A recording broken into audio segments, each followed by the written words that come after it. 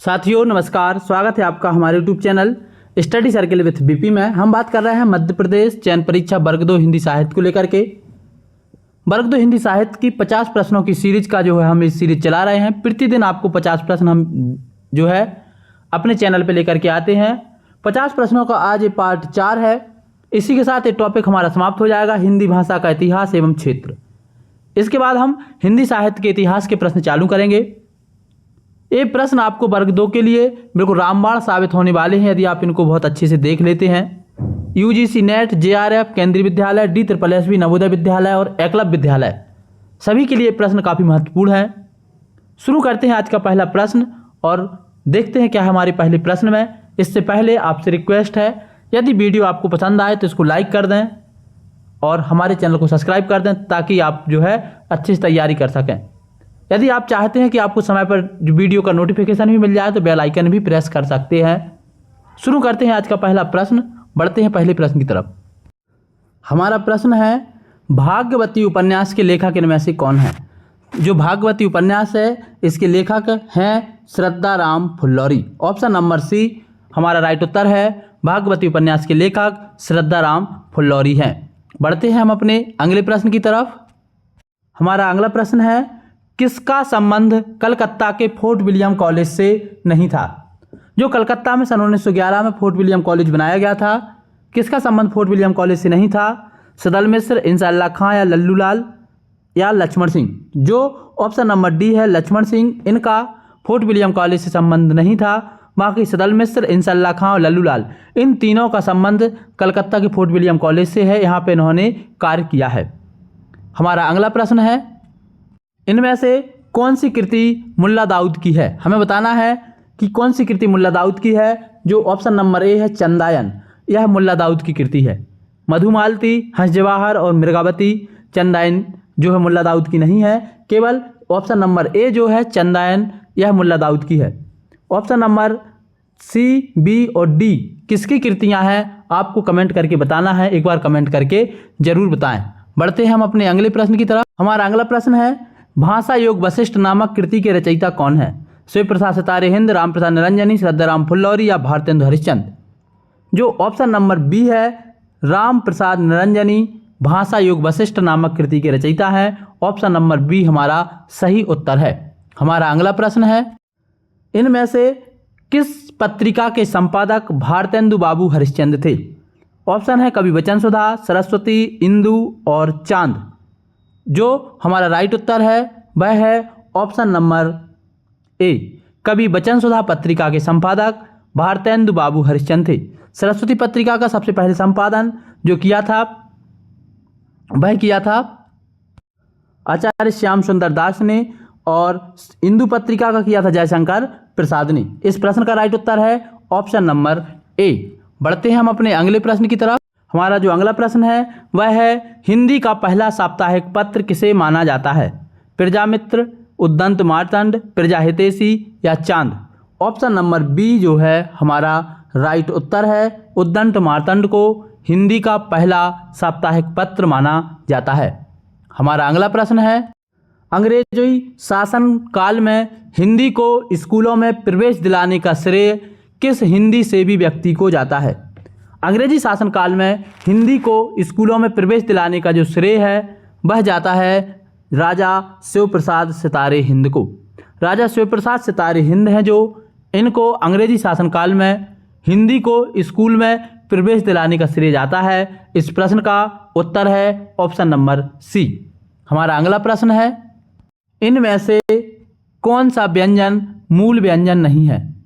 हमें बताना है इनमें से कौन सा व्यंजन जो है मूल व्यंजन नहीं है। ऑप्शन है छा, था, डा और जा। मूल व्यंजन जो नहीं है वह है ऑप्शन नंबर ए।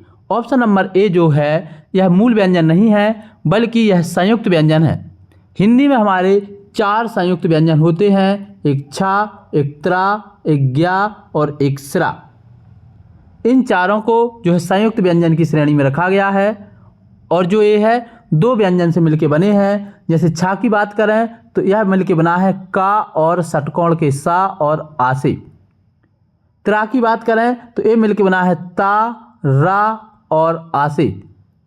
ज्ञा की बात करें तो यह मिलके बना है जा और जो या है इसके साथ आ से।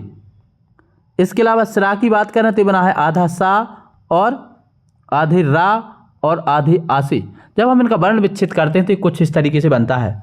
तो ऑप्शन नंबर ए हमारा राइट उत्तर है। संयुक्त व्यंजन है छा, मूल व्यंजन नहीं है, इसलिए इस प्रश्न का उत्तर है ऑप्शन नंबर ए। हमारा अगला प्रश्न है कौन सा व्यंजन मूर्धन्य वर्ग का है। हमें बताना है कौन सा व्यंजन मूर्धन्य वर्ग का है, चा, सा, ढा या घा। जो मूर्धन्य वर्ग का व्यंजन है वह है ढा। जो मूर्धन्य वर्ग के अंतर्गत अक्षर आते हैं वह आते हैं टा, ठा, डा, ढा और अड़ा। ये 5 अक्षर जो है मूर्धन्य वर्ग के अंतर्गत आते हैं। इसके बाद हमारा अगला प्रश्न है, जो हमारा अगला प्रश्न है वह है इनमें से कौन सी विशेषता देवनागरी लिपि की नहीं है। स्पष्टता, निश्चितता, ध्वन्यात्मकता या नियतिता। ऑप्शन नंबर सी हमारा राइट उत्तर है। ध्वन्यात्मकता जो है देवनागरी लिपि की विशेषता नहीं है। बढ़ते हैं हम अपने अगले प्रश्न की तरफ। हमारा अगला प्रश्न है अमीर खुसरो का काल क्या है। हमें बताना है अमीर खुसरो का काल क्या है, 11वीं सदी, 12वीं सदी, 13वीं सदी या 15वीं सदी। सदी मतलब शताब्दी से है। ऑप्शन नंबर सी हमारा राइट उत्तर है। अमीर खुसरो का जो कार्यकाल रहा है वह रहा है 13वीं सदी। बढ़ते हैं हम अपने अगले प्रश्न की तरफ। हमारा अगला जो प्रश्न है वह है इनमें से कौन ब्रजभाषा का कवि नहीं है। हमें बताना है कौन ब्रजभाषा का कवि नहीं है। तो जो हमारा राइट उत्तर है वह है option number C Laldas. Laldas Brajbhasha के कवि नहीं है। भूषण, देव और नरोत्तम दास ये सभी जो है ब्रजभाषा के कवि हैं। केवल लालदास जो है वह ब्रजभाषा के कवि नहीं है। हमारा अगला प्रश्न है लिखा हुआ है, साथियों ये सेहतक नहीं लिखा है, ये रोहतक लिखा है। रोहतक, हिसार, करनाल में कौन सी बोली का क्षेत्र है। हमको बताना है रोहतक, हिसार और करनाल में कौन सी बोली का क्षेत्र है। जो हमारा राइट उत्तर है वह है ऑप्शन नंबर बी। बांगरू जो है रोहतक, हिसार और करनाल में बोली जाती है। हमारा अगला प्रश्न है हतो, हते, हति किस बोली में भूतकालिक सहायक क्रिया के रूप में प्रयोग किए जाते हैं। ब्रजभाषा में, खड़ी बोली में, बुंदेली में या बांगरू में। जो ऑप्शन नंबर सी है यह हमारा राइट उत्तर है। बुंदेली में हतो, हते, हति इस तरीके की शब्दावली भूतकालिक सहायक क्रिया के तौर पर प्रयोग की जाती है। जैसे कि वह वहाँ हतो, हम वहाँ हते, इस तरीके की शब्दावली जो प्रयोग होती है वह बुंदेली में होती है। हमारा अगला प्रश्न है या वा प्रत्यय किस बोली की पहचान है। या और वा प्रत्यय किस बोली की पहचान है। जो हमारा राइट उत्तर है वह है ऑप्शन नंबर डी, अवधी बोली के। खड़ी बोली, ब्रजभाषा और बुंदेली इस प्रश्न का उत्तर नहीं है। ऑप्शन नंबर डी, अवधी हमारे इस प्रश्न का उत्तर है। बढ़ते हम अपने अगले प्रश्न की तरफ। हमारा आज का अगला प्रश्न, इससे पहले आप सभी से रिक्वेस्ट है वीडियो पसंद आ रहा है तो इसको लाइक कर दें, साथ ही हमारे चैनल को सब्सक्राइब कर दें ताकि समय समय पर आपको जो है हमारे वीडियो मिलते रहें। रीवा, दमोह और बालाघाट में किस बोली का क्षेत्र है। हमारा जो प्रश्न है वह है रीवा, दमोह और बालाघाट में किस बोली का क्षेत्र है, हमको बताना है। साथियों तो रीवा जो शब्द से ही हमको समझ में आ जाता है यहाँ पर जो है बघेली बोली बोली जाती है। रीवा, दमोह, बालाघाट में बघेली बोली के क्षेत्र के अंतर्गत आते हैं। हमारे अगले प्रश्न की तरफ हम बढ़ते हैं। जो हमारा प्रश्न है वह है किस बोली की प्रधान प्रवृत्ति औकारांत शब्द है। औकारांत कहलाती है जिसके लास्ट में औ आए। जैसे जो है जो औकारांत प्रवृत्ति है वह है हमारी ब्रजभाषा की। आपने जो है कई सारे ऐसे पद ब्रजभाषा के पढ़े होंगे जिसके लास्ट में औ आता होगा। जैसे मैया मोरी मैं नहीं माखन खायो, मैया मोरी मैं नहीं माखन खायो। इसके बाद ग्वाल बाल सब बैर पड़े हैं परवश मुख लपटायो। तो लास्ट में जो यो आ रहा है यही ओकारांत है। इसके अलावा और अगली लाइन है मैं बालक हत बहियन को छोटो छींको केह विधि पायो। तो जो लास्ट में यो शब्द आ रहे हैं इस तरीके का ओकारांत यही कहलाता है। ऑप्शन नंबर बी हमारा राइट उत्तर है। ओकारांत प्रवृत्ति की जो भाषा है वह है ब्रजभाषा। हम अपने अगले प्रश्न की तरफ बढ़ते हैं। जो हमारा प्रश्न है वह है, उत्तम पुरुष एक वचन के लिए हूँ सर्वनाम का प्रयोग किस बोली में बोलचाल के लिए होता है। हूँ शब्द का जो प्रयोग जो होता है वह होता है ब्रज भाषा में। ब्रज भाषा में हूँ शब्द का सर्वनाम का प्रयोग जो होता है बोलचाल के प्रयोग में होता है। बढ़ते हैं हम अपने अगले प्रश्न की तरफ। जो हमारा अगला प्रश्न है वह है, इनमें से खड़ी बोली का प्रथम महाकाव्य कौन सा है।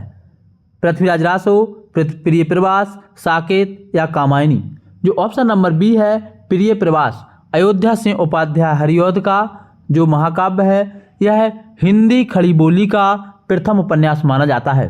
पृथ्वीराज रासो जो है यह आदिकाल का उपन्यास है और जो रासो साहित्य के अंतर्गत आता है। यह खड़ी बोली में नहीं लिखा गया। साकेत और कामायनी ये भी नहीं लिखे गए। सबसे पहले नंबर पर जो खड़ी बोली में लिखा गया वह लिखा गया प्रिय प्रवास। इसके राइटर हैं अयोध्या सिंह उपाध्याय हरिऔध। बढ़ते हैं हम अपने अगले प्रश्न की तरफ। इसके पहले इनको भी आप याद कर लें। पृथ्वीराज रासो के लेखक चंद्रबरदाई हैं, प्रिय प्रवास के लेखक अयोध्या सिंह उपाध्याय हैं और कामायनी के लेखक जयशंकर प्रसाद हैं। साकेत जो है इसके राइटर कौन है आपको कमेंट करके बताना है।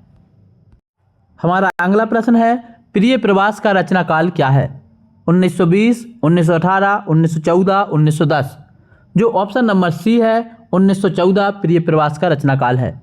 यही प्रिय प्रवास हिंदी का पहला महाकाव्य हिंदी खड़ी बोली में लिखा गया प्रिय प्रवास, जिसके लेखक अयोध्या सिंह उपाध्याय हरिऔध हैं और जिसका जो प्रकाशन का समय है, रचना काल का समय है वह है 1914। तो इस प्रश्न का राइट उत्तर है ऑप्शन नंबर सी। बढ़ते हैं हम अपने अगले प्रश्न की तरफ।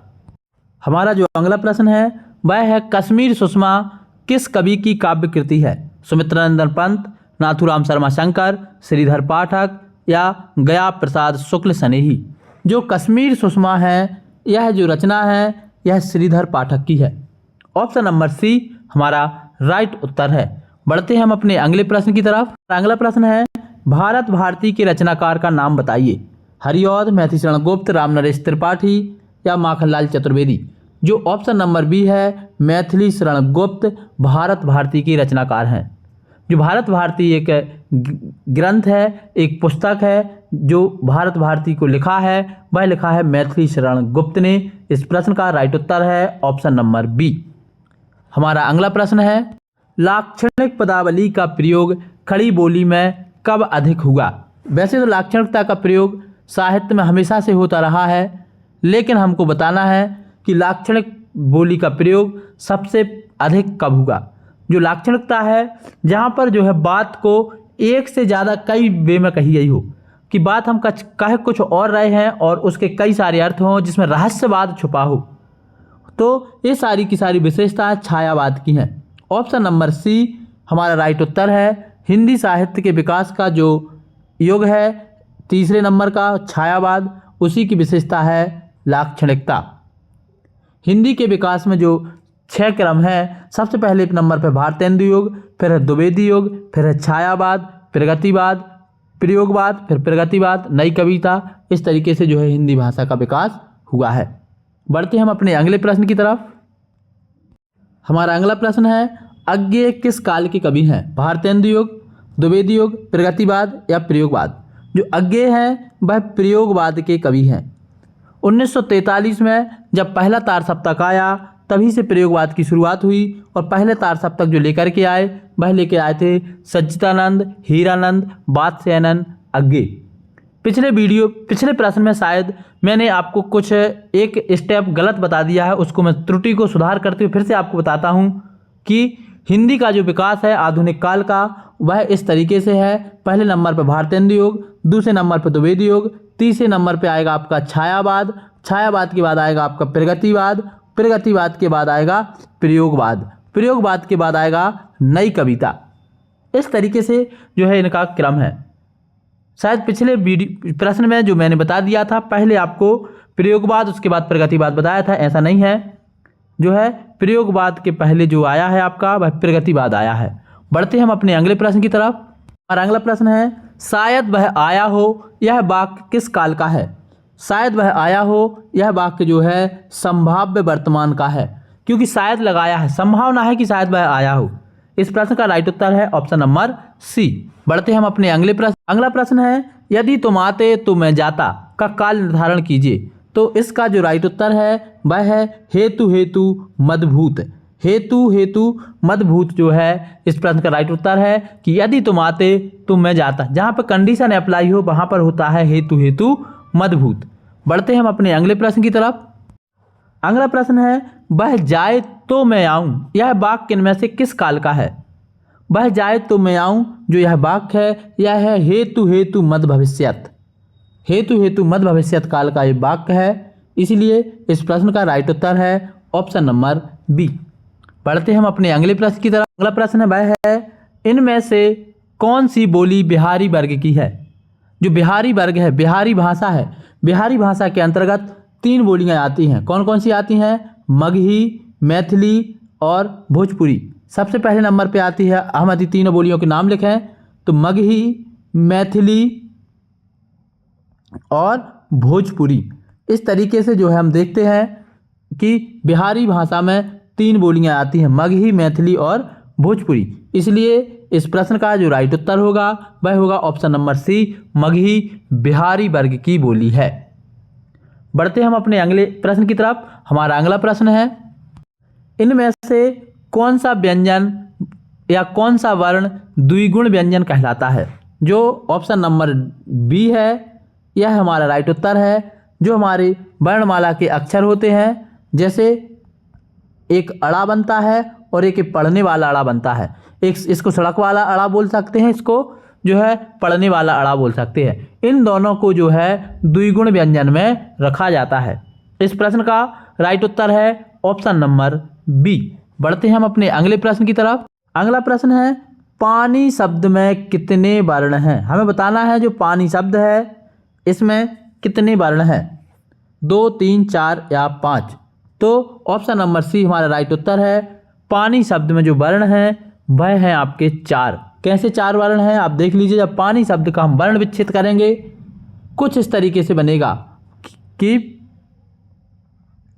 पा धन बड़ा आ धन ना धन बड़ी ई। इस तरीके से जो है हमारा वर्ण विच्छेद होगा। और यदि इनको हम टोटल काउंट कर दें तो ये जो वर्ण होंगे वह होंगे आपके 4, 1, 2, 3 और 4। इसलिए इस प्रश्न का राइट उत्तर है ऑप्शन नंबर सी। बढ़ते हैं हम अपने अगले प्रश्न की तरफ। हमारा अगला प्रश्न है इनमें से कौन सा राज्य राजभाषा अधिनियम 1976 के अनुसार खास श्रेणी में आता है। साथियों एक श्रेणियाँ क्या होती हैं, कौन सी श्रेणी का में आएगी, कौन सी श्रेणी खा है, कौन सी श्रेणी गा है, इस पर एक हम विस्तार से कल वीडियो लेके आएंगे। आज हमें केवल इसका उत्तर बताना है कि राजभाषा अधिनियम 1976 के अनुसार खास श्रेणी में कौन सा राज्य आता है। वह आता है गुजरात। इसलिए इस प्रश्न का राइट उत्तर है ऑप्शन नंबर ए। बढ़ते हैं हम अपने अगले प्रश्न की तरफ। हमारा आज का जो अगला प्रश्न है वह है राजभाषा अधिनियम 1976 के अनुसार खास श्रेणी के राज्यों से केंद्र सरकार पत्र व्यवहार किस भाषा में कर सकती है। जो खास श्रेणी के राज्य हैं वहाँ पर केंद्र सरकार को जो पत्र व्यवहार करना पड़ेगा वह हिंदी एवं अंग्रेजी में करना पड़ेगा। इस प्रश्न का राइट उत्तर है ऑप्शन नंबर डी। हमारे अगला प्रश्न है, बढ़ते हम अपने अगले प्रश्न की तरफ। राजभाषा आयोग का गठन किसके द्वारा किया गया। जो राजभाषा आयोग बनाया गया था इसका गठन किया गया था राष्ट्रपति जी के द्वारा। ऑप्शन नंबर बी हमारा सही उत्तर है। राजभाषा आयोग का गठन किसके द्वारा किया गया, तो राजभाषा आयोग का जो गठन किया गया वह किया गया राष्ट्रपति द्वारा। बढ़ते हैं हम अपने अगले प्रश्न की तरफ। हमारा जो अगला प्रश्न है इनमें से जयशंकर प्रसाद किस पत्रिका के संपादक थे। हमें बताना है जयशंकर प्रसाद कौन सी पत्रिका के संपादक थे। तो जयशंकर प्रसाद थे इंदु पत्रिका के संपादक। मतवाला पत्रिका के संपादक कौन थे, निराला। और प्रताप पत्रिका के संपादक आपने पढ़ा हो तो गणेश शंकर विद्यार्थी। ऑप्शन नंबर डी हमारा राइट उत्तर है। इसी के साथ आज के इस वीडियो में हमारे इतने ही प्रश्न हैं। चूँकि ये प्रश्न सीरीज का आज का हमारा एक टॉपिक समाप्त हुआ, कल से हम नया टॉपिक पढ़ेंगे हिंदी भाषा का। जो आज हमने अभी पढ़ा है क्या, क्षेत्र और इतिहास। कल से हम पढ़ेंगे हिंदी साहित्य का इतिहास। उसमें हिंदी साहित्य के लेखन की पद्धतियाँ, हिंदी साहित्य लेखन इतिहास प्रमुख ग्रंथ और हिंदी साहित्य लेखन के प्रमुख कवि और उनकी रचनाएं, उसके बारे में कल से वीडियो चालू होंगे। आज के इस वीडियो में इतना ही। यदि आपको वीडियो पसंद आया तो इसको लाइक कर लें, चैनल को सब्सक्राइब कर लें। अंत तक वीडियो देखने के लिए सभी का बहुत बहुत धन्यवाद। जय हिंद।